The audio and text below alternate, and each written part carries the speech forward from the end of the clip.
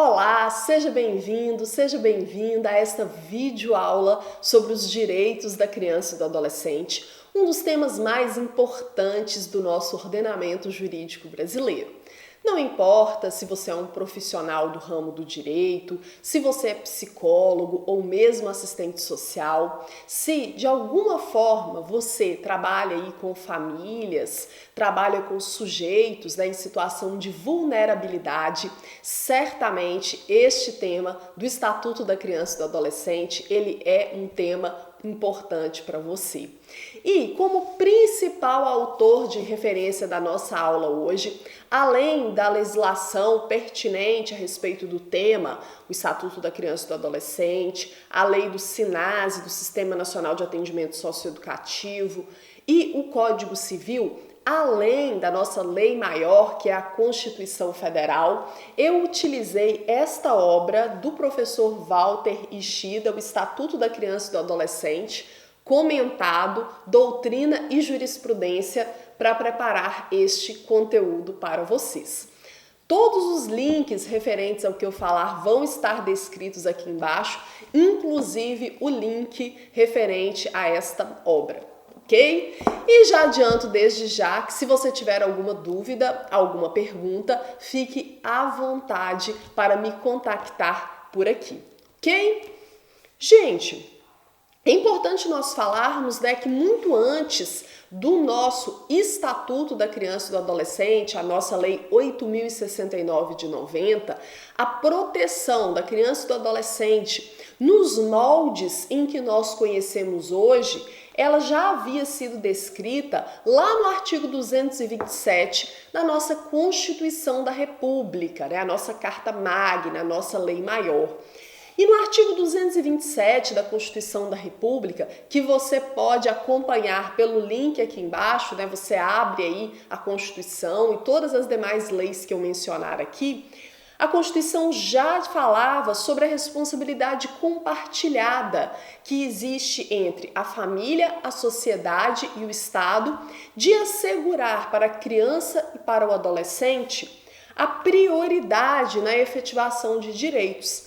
E quais direitos são esses? O direito à vida, à saúde, alimentação, educação, lazer, profissionalização, cultura, dignidade, dentre tantos outros. A Constituição também fala sobre a importância de criar um ambiente de modo a colocar crianças e adolescentes a salvo de qualquer forma de crueldade, de opressão e de discriminação. Então, muito antes do Estatuto da Criança e do Adolescente, que é de 1990, a lei mais importante do nosso país, ela já trazia esta previsão. E aí, até para poder regulamentar melhor, para tratar melhor dessa previsão aí do artigo 227 da Constituição, surge em 1990 o nosso Estatuto da Criança e do Adolescente. Vale lembrar que o Estatuto da Criança e do Adolescente, ele veio como uma legislação muito avançada, que até projeta o Brasil internacionalmente no sentido de ser reconhecido que nós temos uma lei que é adequada, que está de acordo com os parâmetros estabelecidos internacionalmente no que diz respeito à proteção de crianças e adolescentes. E aí o ECA, como carinhosamente nós chamamos, ele traz aí para nós, ele apresenta a doutrina da proteção integral, nas palavras do professor Ishida. Essa doutrina da proteção integral está relacionada a tudo que o ECA trata, mas principalmente essa obrigatoriedade que é compartilhada entre família, entre comunidade, entre Estado, entre sociedade, de proteger, de efetivar os direitos da criança e do adolescente, ok? E aí, nem sempre a gente teve uma legislação tão avançada que trazia essa proteção integral. Vale lembrar que, anteriormente, havia uma legislação intitulada Código de Menores, que é a legislação que se aplicava a crianças e adolescentes que antecedeu o ECA. O Código de Menores era uma legislação extremamente preconceituosa, estigmatizante. Só para vocês terem uma ideia, no Código de Menores não havia a distinção entre criança e adolescente. ambos eram tratados como menor. Falava-se muito, né, na questão do menor em situação irregular.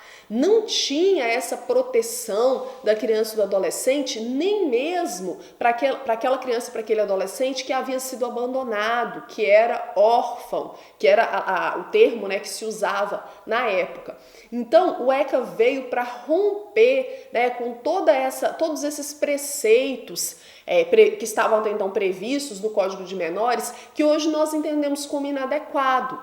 Nós não podemos chamar a criança ou adolescente de menor, ele ou é criança ou é adolescente. Da mesma forma, né, a gente não fala mais no menor em situação irregular. A criança e o adolescente, eles são considerados pessoas em desenvolvimento e, consequentemente, são sujeitos de proteção. Proteção essa, né, que é uma proteção integral por parte, né, de todo mundo, como eu falei, Estado, família, comunidade e sociedade. Mas afinal, quem é considerado criança e quem é considerado adolescente para o nosso estatuto? Veja bem, criança é aquela pessoa com até 12 anos de idade incompletos. Porque quando a pessoa completa 12 anos, quando ela tem entre 12 e 18 anos, ela é um adolescente. E a partir do momento que essa pessoa ela completa 18 anos, ela se torna um adulto. Ela se torna, portanto, maior de idade e capaz. Só que o ECA, ele pode ser aplicado excepcionalmente para aquelas pessoas que têm entre 18 e 21 anos de idade. Existem algumas poucas situações em que essa legislação se aplica. Então, apenas recapitulando, a criança é quem tem até 12 anos de idade incompletos, o adolescente é quem tem entre 12 e 18 anos e ainda existe, né, este que é um jovem adulto, que é aquela pessoa que tem entre 18 e 21 anos, que eventualmente o ECA vai ser aplicado, né, para este grupo. Lembrando que quando a gente fala em jovem adulto, nós ainda temos que introduzir para vocês uma terceira, né, legislação, além da Constituição e do Estatuto da Criança e do Adolescente. Eu tenho que apresentar para vocês, que falar também sobre o Estatuto da Juventude, que é a Lei 12.852 de 2013. Essa lei não será objeto do nosso estudo nessa videoaula, mas ela também traz alguns conceitos que você precisa saber. Por exemplo, para essa legislação, para o Estatuto da Juventude, que também vou colocar o link aqui embaixo, é considerado jovem aquela pessoa que tem entre 15 e 29 anos de idade. E aí, no que o Estatuto da Juventude não conflitar com o Estatuto da Criança e do Adolescente, ele vai ser aplicado aí, né, para quem tem entre 15, né, e 18, em alguns casos até 21 anos de idade, que é aí a faixa etária no qual você é sujeito de proteção do ECA, ok? Então, como eu já falei, existe uma responsabilidade compartilhada entre família, sociedade, comunidade e poder público e Estado na efetivação dos direitos da criança e do adolescente. Vale lembrar que o Estatuto da Criança e do Adolescente, ele prevê para esses sujeitos, né, que são pessoas em desenvolvimento, o direito à vida e à saúde. Direito esse que se materializa por meio da criação de políticas públicas específicas que permitam o nascimento e o crescimento, né, de forma sadia, de forma equilibrada, em condições dignas de existência. Ok? Vale lembrar que quaisquer situações de suspeita ou de confirmação de castigos físicos, de maus tratos contra crianças ou adolescentes, eles deverão ser obrigatoriamente comunicados ao Conselho Tutelar da respectiva localidade. Então, é o Conselho Tutelar o órgão administrativo responsável aí por zelar pelos direitos da criança e do adolescente. É claro que, a depender da situação, é necessário também registrar uma ocorrência policial, levar ao conhecimento do Ministério Público, mas em um primeiro momento, o Estatuto da Criança e do Adolescente fala que estes casos de suspeita ou confirmação de maus tratos contra criança ou adolescente, casos de suspeita ou confirmação de castigo físico, de tratamento cruel, degradante, deverão ser obrigatoriamente comunicados ao Conselho Tutelar da localidade. As mães e gestantes que elas manifestem interesse em entregar os seus filhos para adoção, elas deverão ser encaminhadas sem nenhum tipo de constrangimento ou de coação para a Justiça da Infância e Juventude. Eu não sei se vocês sabem, mas existe um cadastro em que são registrados casais e pessoas que têm interesse em adotar e são registrados também, crianças que estão aptas a serem adotadas. Então, as mães que querem, as gestantes que querem entregar os seus filhos para adoção, elas deverão aí ser orientadas a procurar a Justiça da Infância e Juventude, daquela localidade em que elas residem. Ok? Com relação aos direitos da criança e do adolescente, o Estatuto da Criança e do Adolescente ele traz uma lista de direitos que são direitos relacionados à liberdade. Então fala que a criança e o adolescente, o ECA fala que eles têm o direito de ir, vir e estar nos logradouros públicos e nos espaços comunitários. Então eles têm o direito de serem livres, de circular, mas o próprio estatuto ele diz que ressalvadas as restrições legais.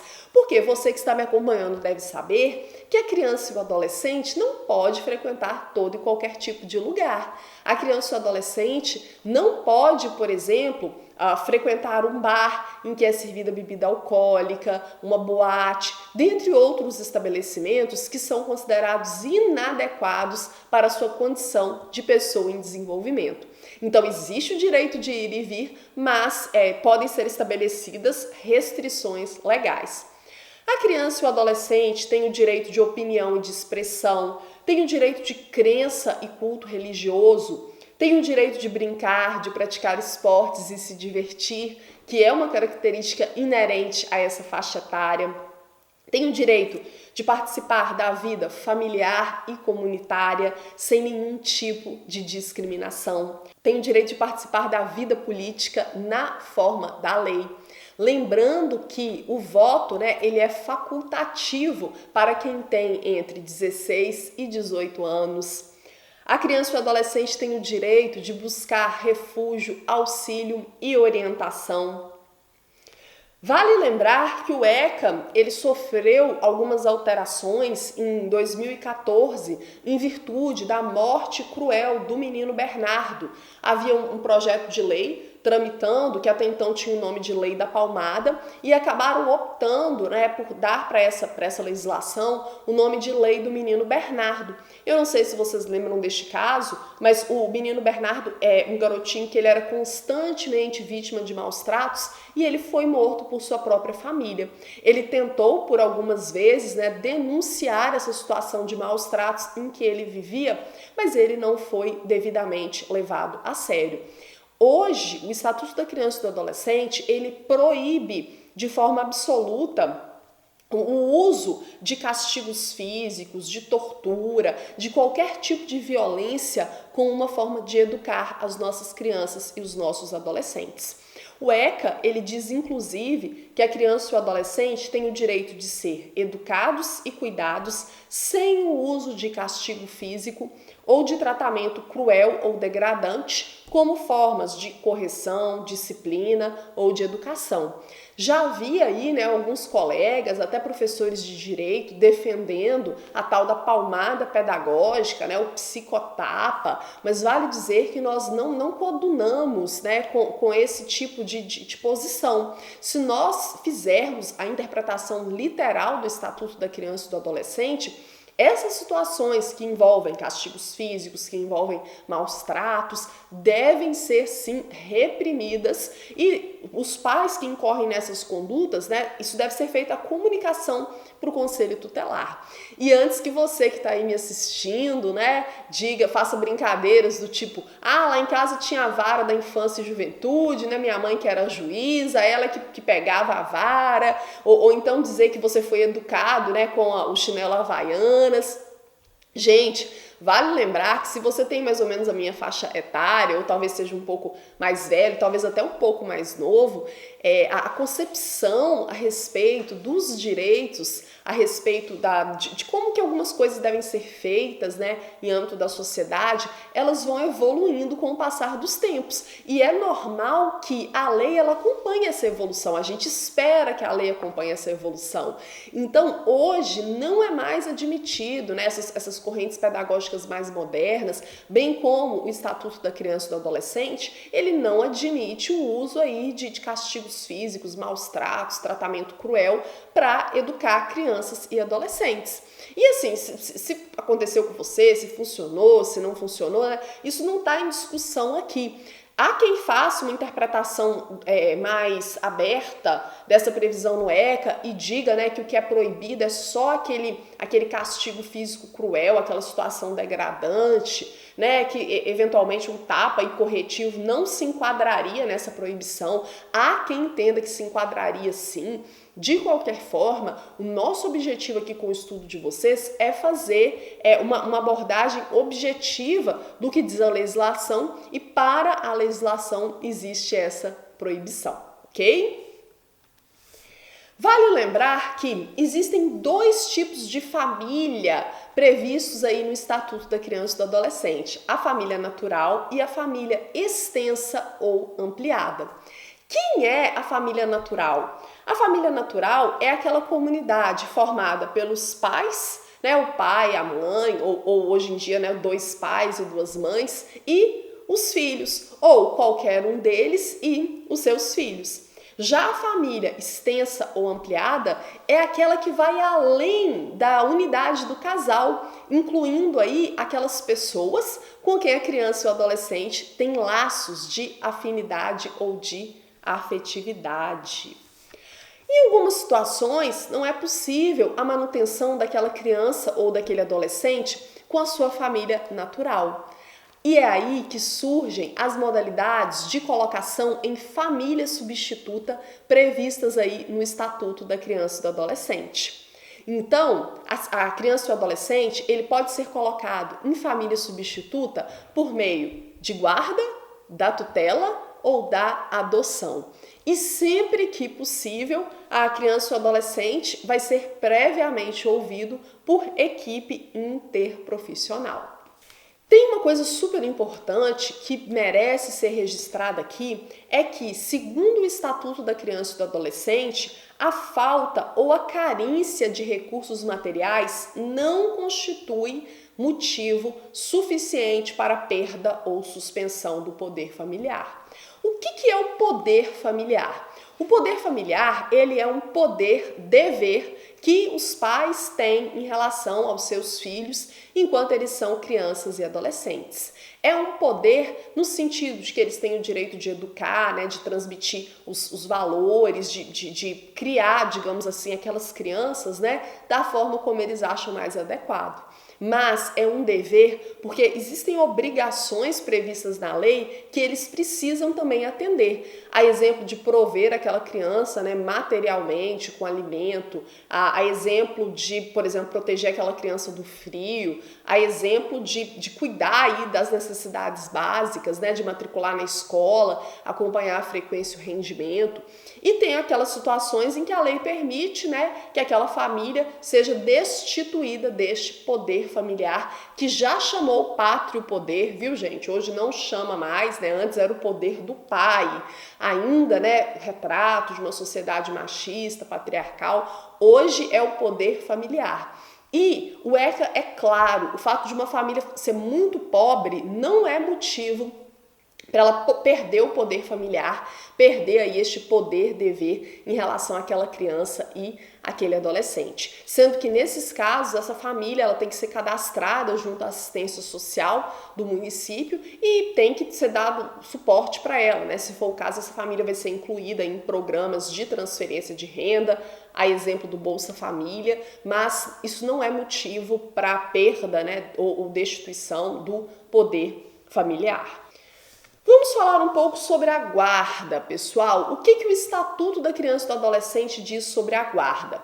A guarda, ela é voltada para regularizar a posse de fato daquela criança ou daquele adolescente. Sempre prevalece o melhor interesse do menor entre aspas, né? A gente está falando aqui da criança e do adolescente, eu estou reproduzindo a nomenclatura, né, que o autor usou, mas aqui a gente está usando o termo menor, fazendo referência à menoridade civil e não ao menor lá do antigo Código de Menores. Então, enquanto aquela pessoa for menor de 18 anos, né, portanto incapaz para praticar os atos da vida civil, ela vai precisar aí, né, de ser representada ou de ser assistida, né, pelos seus pais ou por um responsável legal.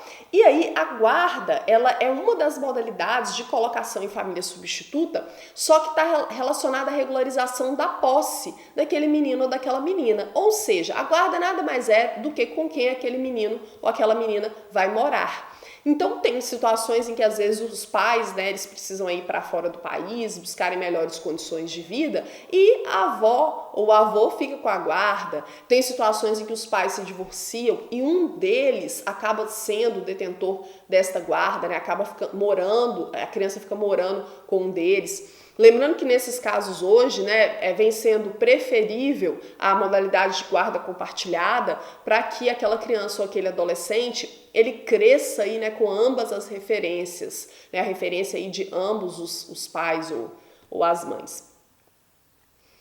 A guarda, ela concede à criança ou ao adolescente a condição de dependente, né, do guardião, inclusive para fins previdenciários. A guarda ela pode ser revogada a qualquer tempo, né, mediante uma decisão do juiz fundamentada. Nesses casos, é necessário a oitiva do Ministério Público, ok? Então, a guarda é com quem aquele menino vai morar, né, quem que se torna aí responsável por eles. A guarda não destitui o poder familiar, o menino ele continua tendo pai, continua tendo mãe, mas ele vai morar com um dos dois, né, ou vai morar com uma terceira pessoa, e o guardião e os pais eles dividem as obrigações básicas, né, em relação àquela criança e aquele adolescente. Diferente da tutela, né? A guarda, como eu falei, ela pode ser revogada. Já a tutela, via de regra, ela é uma das formas de colocação, né, da criança ou do adolescente em família substituta, mas ela tem um caráter aí mais definitivo. Não tão definitivo quanto a adoção, mas certamente mais definitivo do que a guarda, ok? A tutela é para o menino ter um representante legal até que ele complete a maioridade, até que ele seja maior de 18 anos. Então, um caso muito comum de tutela, vamos supor que uma criança, né, um adolescente, ele perdeu, sei lá, os pais tragicamente num acidente de carro, mas esses pais deixaram para este menino renda, deixaram patrimônio.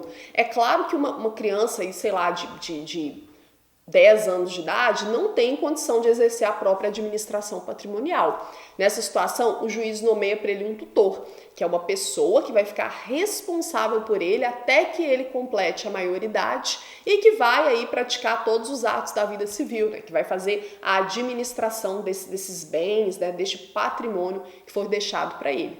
Então, o tutor pode ser para aqueles casos também, né, em que o pai ou a mãe, os responsáveis, foram destituídos do poder familiar e esse menino precisa ter um representante legal até que ele seja maior de 18 anos.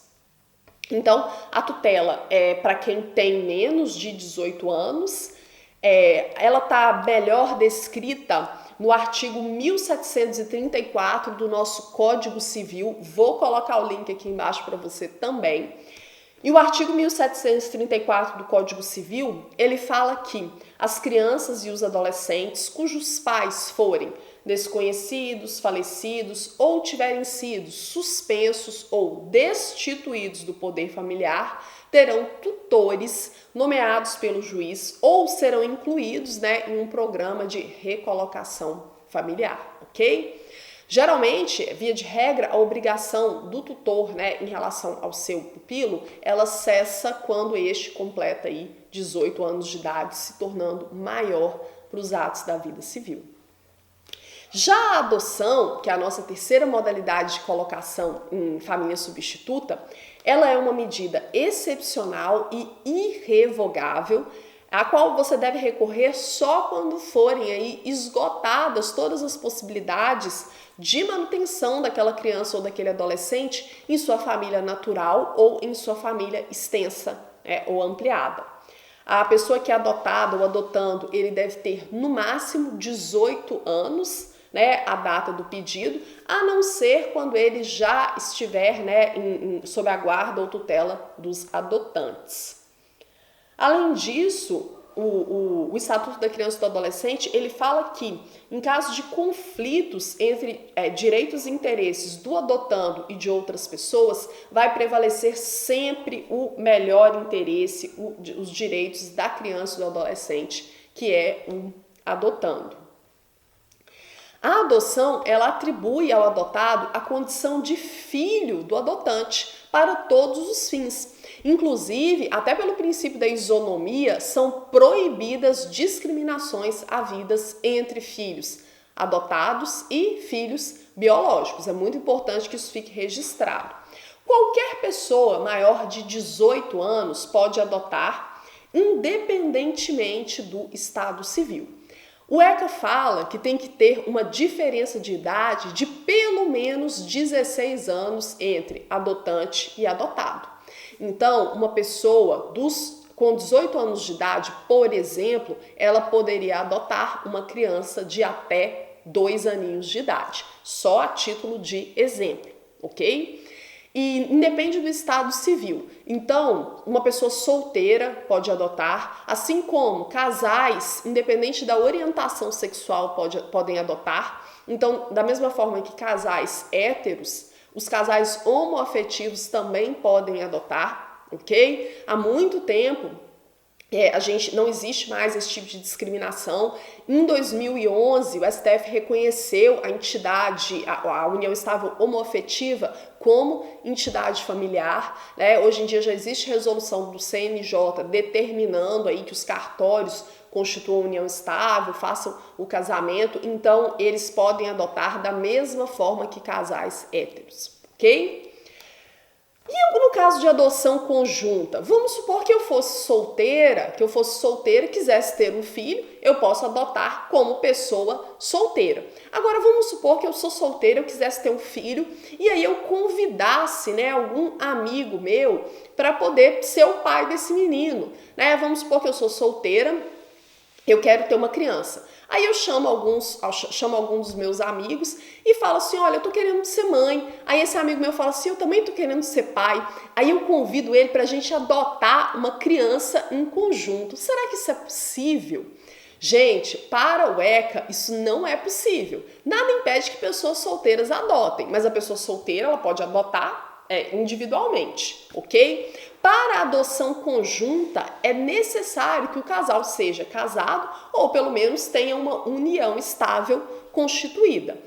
Em alguns casos, é permitido que ex-casais adotem conjuntamente, mas tem que provar, né, que eles têm uma boa relação e geralmente nesses casos a convivência com aquela criança e aquele adolescente ela foi iniciada, né, antes da separação. Então não é a regra, mas atendidos alguns critérios legais, esses casais podem adotar conjuntamente. Quando aquele menino ou aquela menina que for adotado, quando ele tiver mais de 12 anos, é necessário o consentimento. É necessário que ele concorde em ser adotado por aquela pessoa, né, ou por aquele casal. A adoção ela é precedida de um estágio de convivência com a criança e com o adolescente, ok? O vínculo da adoção, aliás, eu só preciso falar mais sobre esse estágio de convivência, ele é acompanhado pelo juiz, né? Existe aí um prazo legal, então é um período em que vai ser verificado, né, se aquela criança se adapta àquela nova família e se a família se adapta à criança.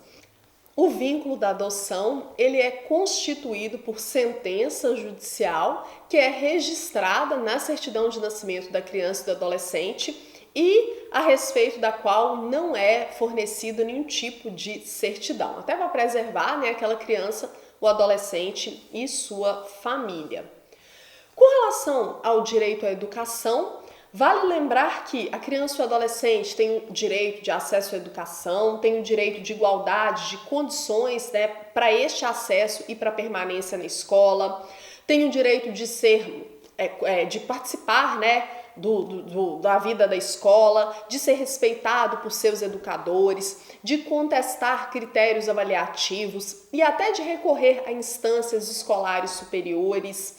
Tem o direito de participar de grêmios e entidades estudantis, tem direito à escola pública e gratuita próxima da sua residência e existem alguns tipos de produtos cuja venda deve ser proibida para criança e para adolescente. O ECA também dispõe sobre essa proibição. Então, é proibida a venda para criança e adolescente de armas, de munições explosivos, de bebidas alcoólicas, de produtos que, ainda que por utilização indevida, podem causar qualquer tipo de dependência física e psíquica, a exemplo do cigarro, né, do tabaco. É proibida a venda também de fogos de estampido e de artifício, exceto aqueles, né, que têm o potencial de causar algum dano. Ainda dentro dessa proibição, é proibida a venda para criança e adolescente de revista e publicações inadequadas, a exemplo de material pornográfico e de bilhetes lotéricos ou equivalentes. Também vale dizer que a criança ou adolescente não pode se hospedar em hotel, motel, pousada ou estabelecimento similar sem que ela esteja acompanhada ou autorizada por seus pais ou responsável. Com relação à autorização para viajar, vale lembrar que o ECA ele sofreu uma alteração em 2019. Como é que está hoje a questão do direito da criança e do adolescente de viajar aí pelo Brasil? Olha só, nenhuma criança ou adolescente menor de 16 anos poderá viajar para fora da comarca em que reside sem estar acompanhada, né, dos pais ou responsável, sem expressa autorização judicial. Então, a partir dos 16 anos, a criança ou adolescente pode viajar pelo Brasil desde que munido da sua documentação pessoal. Abaixo dessa idade, só acompanhado pelos pais ou responsável ou por com autorização do juiz. Essa autorização, ela pode ser dispensada, né? Ela não vai ser exigida quando a criança ou adolescente estiver viajando para uma comarca contígua à de sua residência. Ou às vezes incluída na mesma unidade da federação ou mesmo na mesma região metropolitana. Então, tomando como exemplo aqui em Belo Horizonte, né, a criança ou o adolescente poderia viajar, por exemplo, de Belo Horizonte para Contagem, né, ou de Belo Horizonte para Betim, sem essa autorização, porque nós estamos falando aí de cidades, né, em que pese sejam comarcas diferentes, mas que estão incluídas na mesma região.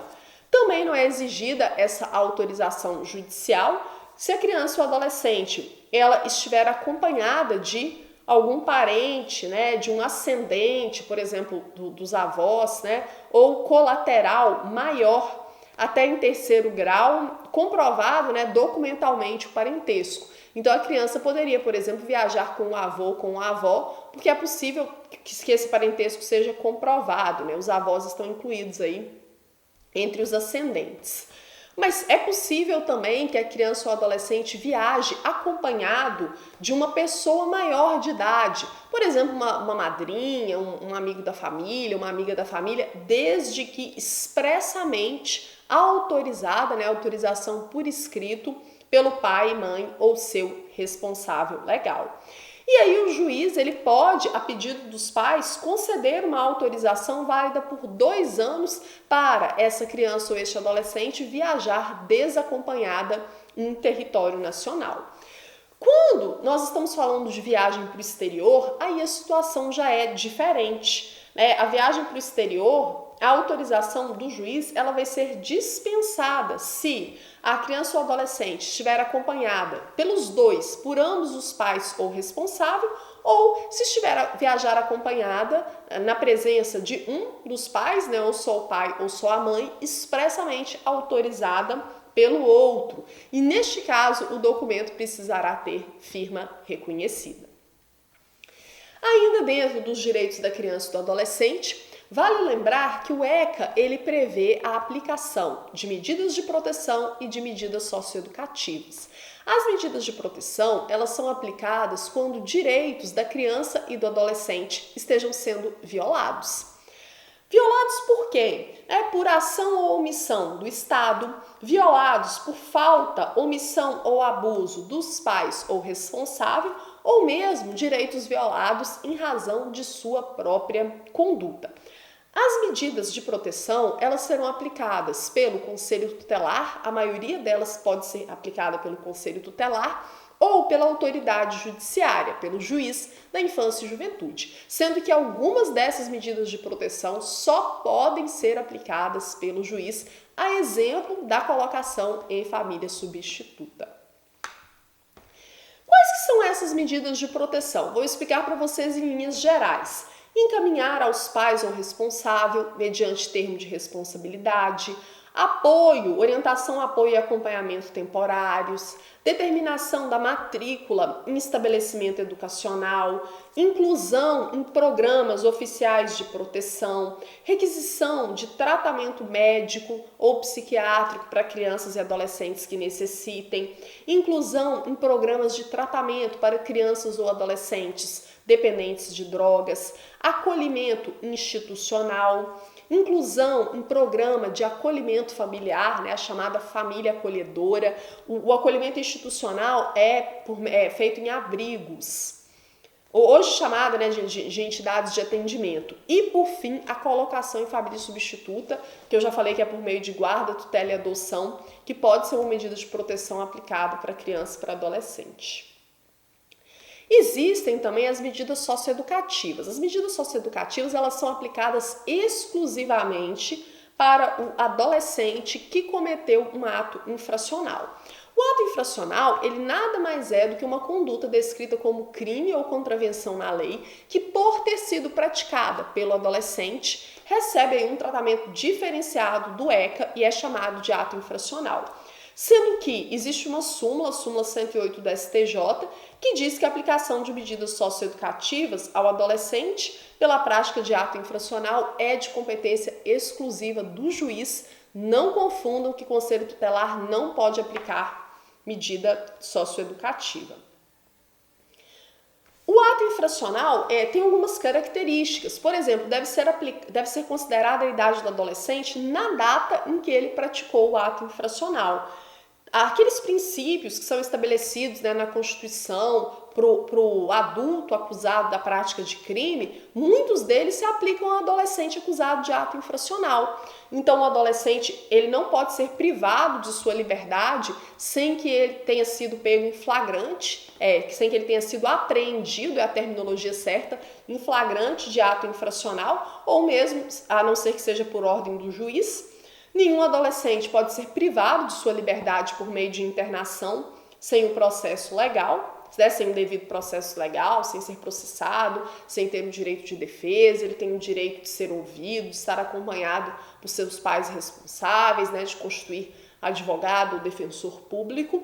E, dentre as medidas socioeducativas, né, previstas no ECA, estão a advertência, obrigação de reparar o dano, prestação de serviço à comunidade, liberdade assistida, semi-liberdade, internação, e nada impede também que sejam aplicadas medidas de proteção ao adolescente autor de ato infracional, se essas medidas se mostrarem, né, a melhor alternativa na prática para o desenvolvimento dele. Criança não recebe medida socioeducativa, nem mesmo se praticar ato infracional. Para as crianças, o ECA prevê só as medidas de proteção, ok? Aí, existe aí, né, algumas características gerais com relação a essas medidas socioeducativas. É importante, né, nós falarmos de uma forma mais detalhada sobre a internação. A internação é a medida socioeducativa que priva a liberdade do adolescente, sempre vai respeitar, né, os princípios da brevidade, ela tem que ser aplicada pelo período de tempo mais curto possível, excepcionalidade, ou seja, ela só é aplicada quando não couber mais nenhuma outra medida, por exemplo, uma medida de proteção ou mesmo outras medidas socioeducativas que se mostrem mais adequadas para o caso dele, e o respeito pela condição peculiar de pessoa em desenvolvimento. Então, o adolescente, ele é uma pessoa em desenvolvimento e ele tem que ter essa condição dele de que está em formação e desenvolvimento respeitada.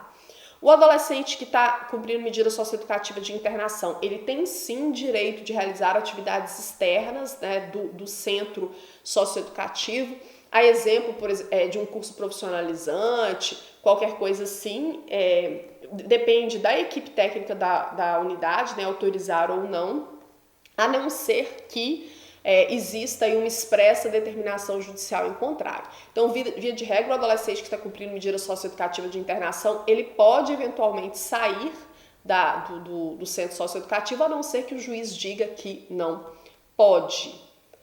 A medida de internação ela não comporta prazo determinado, mas ela não será aplicada por mais de 3 anos, sendo que de 6 em 6 meses, no máximo, a situação do adolescente ela precisa ser reavaliada.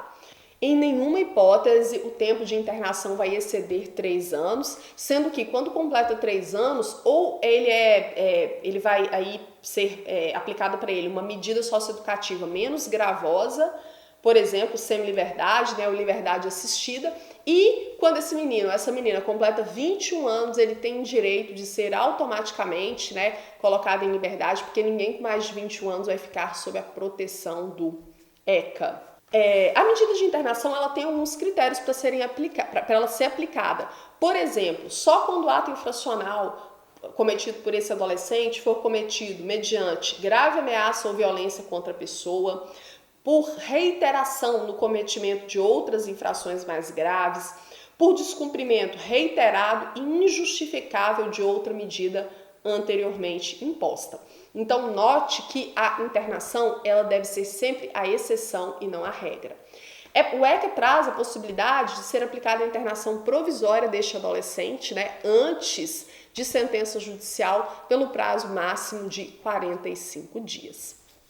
Vale lembrar que não só a internação, mas todas as medidas socioeducativas que eu falei, elas são melhor regulamentadas pela Lei 12.594 de 2012, que é a lei do SINASE, o Sistema Nacional de Atendimento Socioeducativo.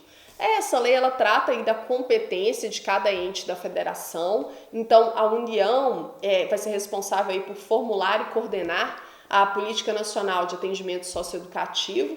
Os estados, eles vão ser responsáveis pela execução das medidas socioeducativas em meio fechado, né, que implicam em privação de liberdade, a exemplo da semi-liberdade e da internação, e os municípios são responsáveis por criar e manter programas relacionados às medidas socioeducativas de meio aberto, a exemplo da prestação de serviço à comunidade e da liberdade assistida. O ECA traz ainda algumas medidas que poderão ser aplicadas aos pais ou responsável daquela criança ou daquele adolescente que está em uma situação de vulnerabilidade.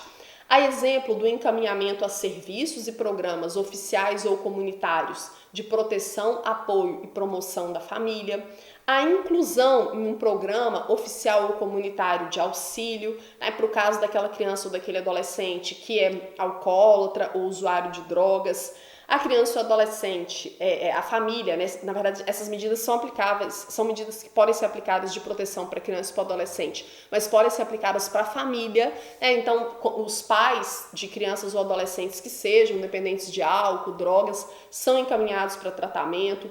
Eles podem ser encaminhados para tratamento psicológico ou psiquiátrico, para cursos ou programas de orientação. O juiz pode determinar que eles matriculem, né, o seu filho ou pupilo na escola e acompanhem a sua frequência e o seu rendimento. Também é uma medida aplicável à família, né, aos pais ou responsável, a obrigação de encaminhar a criança ou adolescente a um tratamento especializado e pode ser aplicado também a advertência. Essas medidas, algumas delas podem ser aplicadas pelo Conselho Tutelar e as mais gravosas só pela autoridade judiciária. Ainda dentre as medidas que podem ser aplicadas aos pais ou responsáveis estão a perda da guarda, a destituição da tutela ou mesmo a suspensão ou destituição do poder familiar. Lembrando, né, que essas medidas mais gravosas, como eu falei, só podem ser aplicadas pelo juiz da infância e juventude. Pessoal, é uma videoaula mais objetiva que apresenta aí, né, os principais aspectos do Estatuto da Criança e do Adolescente, dos direitos desse grupo, que é considerado um grupo socialmente vulnerável, carecedor de proteção. E, na opinião de você que está me assistindo, o ECA, em que pese seja uma legislação maravilhosa, uma legislação reconhecida lá fora como avançada, você acha que o ECA ele está sendo capaz aí de efetivar os direitos da criança e do adolescente? Eu quero que você deixe a sua opinião, que você comente aqui embaixo, porque nós vamos seguir interagindo, ok? Um grande abraço e até mais!